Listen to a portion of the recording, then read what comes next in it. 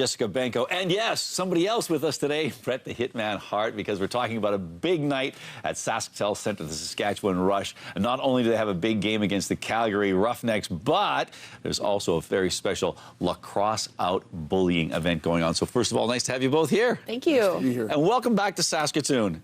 It's great to be back in Saskatoon. A lot of memories in this town specifically. Good, good. That's good to hear. And I think so many people are just happy to see you up and around, because we're going to talk about your battle with prostate cancer in a bit. But it's great to see you, in the flesh, and that is great to see. Let's talk about lacrosse out bullying. Why did the Saskatchewan Rush want to make this an event and get that message out there? It's just a huge night for us, and to have Bret here, he's the greatest example of the most humble person to lacrosse out bullying. So, well, now here's the thing. There's going to be a lot of people, Bret, who say, well, wait a second, pro wrestling, there's lots of trash talking, there's lots of intimidation going on. How does that dovetail with the thought of an anti-bullying message? Well, I mean, I don't know. In a lot of ways, I think it goes beyond like wrestling. I think. In some ways, you can look at it like from a wrestling perspective. I mean, I fought bullies in the storyline every night kind of thing. Yeah. And I know that there's a lot of kids. I meet young kids all the time that come up and tell me. In fact, I just had a little girl a couple of days ago write me a big letter about how I inspire her. My wrestling inspires her to fight bullying or to stand up to bullying at school and stuff like that. But I mean, it's all sort of different from different people.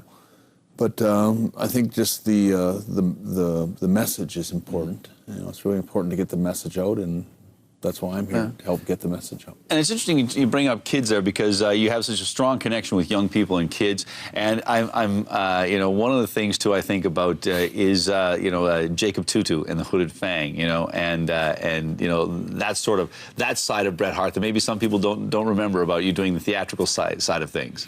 Well, I've done a lot of things. I've been lucky that I could fall into a lot of different things. I did Aladdin. I did a play for a long time in, in Toronto and across Canada. We did that a few years ago. I try to challenge myself and do little things that, if they seem fun to me, is what's most important. And I try to change it up all the time and take something that's a challenge and try to do it. And like you said a few minutes ago about having prostate cancer, and I've had my share of struggles and battles and stuff. But once you get through all the smoke of that kind of stuff, you gotta get back up and find something else to do, something worthwhile, and usually try to find something that's got a good message behind it. A good message, and goodness knows I think you inspired a lot of people, a lot of men out there to take better care of themselves and go see the doctor and get checked to deal with prostate cancer. You did a lot of work through social media to talk about your journey with prostate cancer. Was that cathartic in some respects, or just a way of connecting with your fans or the people who cared about you? Well, there's a reckoning that you have to sort of get. You have to sort of start to understand what it is that you're dealing with, and for me, I like probably every man that has that has to deal with that when they get diagnosed with prostate cancer.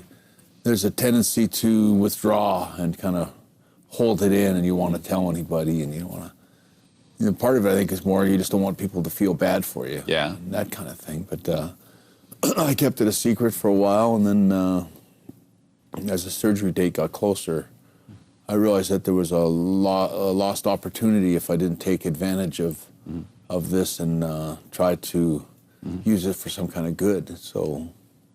I decided to come out and sort of announce that I was battling prostate cancer, and I'm lucky, really lucky to say that I've had had the prostate surgery, and I'd say I've rated so far this past year of checkups. I've been clear and zero on everything now. Excellent to hear. So I'm a strong advocate. I'm also a strong advocate because I have an older brother named Smith who. Got diagnosed right around the same time as I did. He's quite a bit older than me. Right.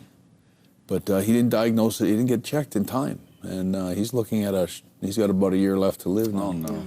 And it just drives home the message all the more to make it really that much more important. Just get checked. If you're 40 years in And over. Yeah. Get checked, and get checked every year or two. It's just getting blood work, and getting that blood work done could save your life or save your brother's life, especially if you have prostate cancer. There's a history of it in your family. Like my father had prostate cancer late in life, in his late 80s. But it's just good if it runs in your family.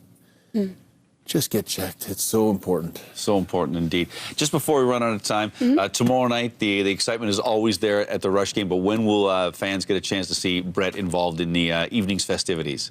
Tonight. Tonight, sorry. Tonight. It's usually Saturday night games. Yes, no worries, tonight.